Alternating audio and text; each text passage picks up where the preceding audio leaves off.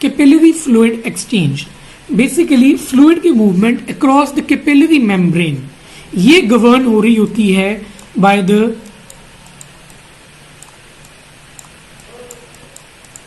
Starlink forces. ठीक है, Starling forces.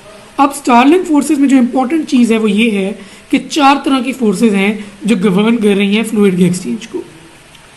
2 तरह की फोर्सेस जो हैं वो फ्लूइड को कैपिलरी के अंदर मूव करवाती हैं और 2 तरह की फोर्सेस फ्लूइड को बाहर मूव करवाती हैं। पहले आ जाती हैं जी कैपिलरी के अंदर कौन सी फोर्सेस हैं। सबसे पहले तो है capillary pressure. Capillary pressure basically pressure है within the capillary that pushes the fluid outside the capillary.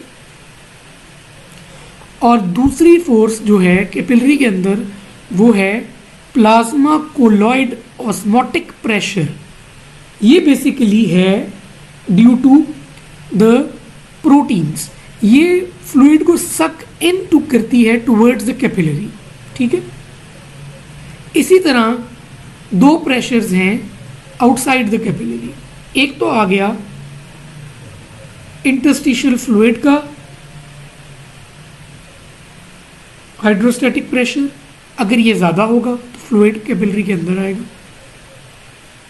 और colloid osmotic pressure in the interstitial fluid, मतलब कि ये भी प्रोटीन्स ही हैं जो सक आउट करेंगी फ्रॉम द कैपिलरी फ्लूइड को।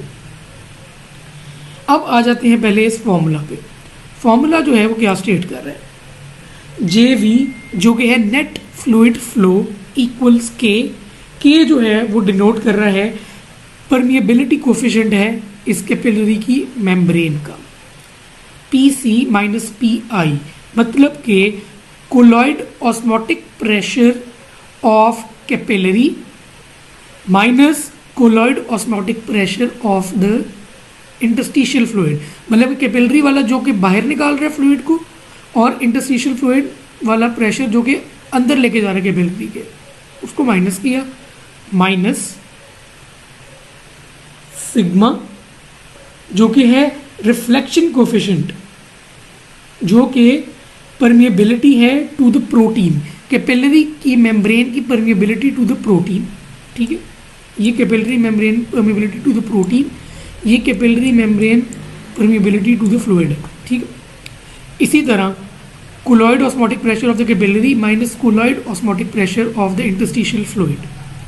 ठीक है, अब कॉमन सेंस है, जहाँ पे प्रोटीन है उसने वाटर को सक इन करना है, इधर प्रोटीन होगी तो बाहर आएगा, इधर प्रोटीन होगी तो अंदर जाएगा। जहाँ पे फ्लूइड ज़्यादा होगा वो दूसरी तरफ जाएगा, यहाँ पे फ्लूइड ज़्यादा होगा तो वो बाहर जाएगा, यहाँ पे फ्लूइड ज़्यादा होगा तो वो अंदर जाएगा। ठीक है, एडीमा क्या है, एडीमा है access fluid outflow into the interstitium. ठीक है, ये 2 तरह का होता है, पिटिंग एडीमा भी होता है, नॉन पिटिंग भी होता है।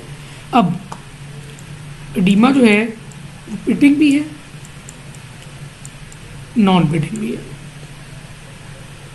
नॉन पिटिंग जो है, अगर कोलॉइड आ जाता है यहाँ पे इंटरस्टिशियल फ्लूइड में तो वो नॉन पिटिंग एडीमा है। अगर फ्लूइड आ जाता है इंटरस्टिशियम में तो वो फिर पिटिंग एडीमा होगा। ठीक है, फ्लूइड आया तो पिटिंग, कोलॉइड आया तो फिर नॉन पिटिंग। एक चीज़ ये हो गई। दूसरी चीज़, कुछ चीज़ें जो आपको पता होनी चाहिए कि देखें, अगर सिरोसिस है, नेफ्रोसिस है, तो सिरोसिस में तो प्रोटीन बनेगी नहीं, नेफ्रोसिस में प्रोटीन लूज हो जाएगी। ठीक है, प्रोटीन मैल न्यूट्रिशन में प्रोटीन कम होगी, तीनों केसेस में प्रोटीन कम होगी।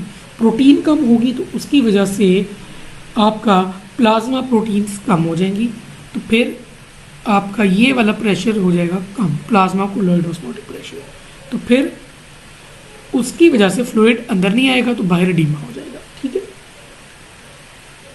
फिर दूसरी चीज़ कि अगर आगे से हम लोग लिम्फेटिक ब्लॉकेज कर देते हैं, फर्ज करें कि इसने आगे ड्रेन होना था बाहर, इंटरस्टिशियल फ्लूइड ने बाहर जाना था लिम्फ वेसल्स के थ्रू, अब लिम्फेटिक अगर ब्लॉकेज हम कर देते हैं तो फिर पीछे एक्यूमुलेट हो जाएगा आपके प्रोटीन्स सारी।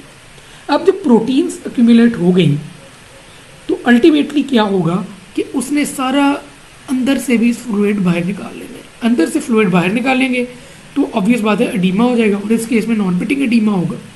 ठीक है, तो लिम्फेटिक ब्लॉकेज में interstitial fluid colloid osmotic pressure increase हो जाएगा और अल्टीमेटली नॉन पिटिंग एडीमा हो जाएगा। इसी तरह आप चलते हैं जी हाइड्रोस्टैटिक प्रेशर्स पे।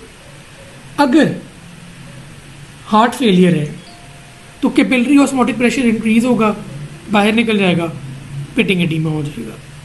ठीक है, और अगर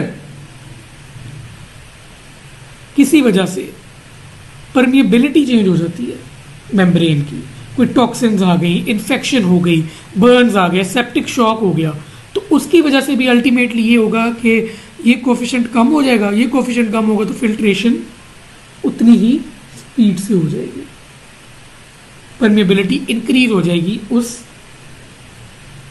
मेम्ब्रेन की जो कि कैपिलरी की है फॉर फ्लूइड्स। ठीक है।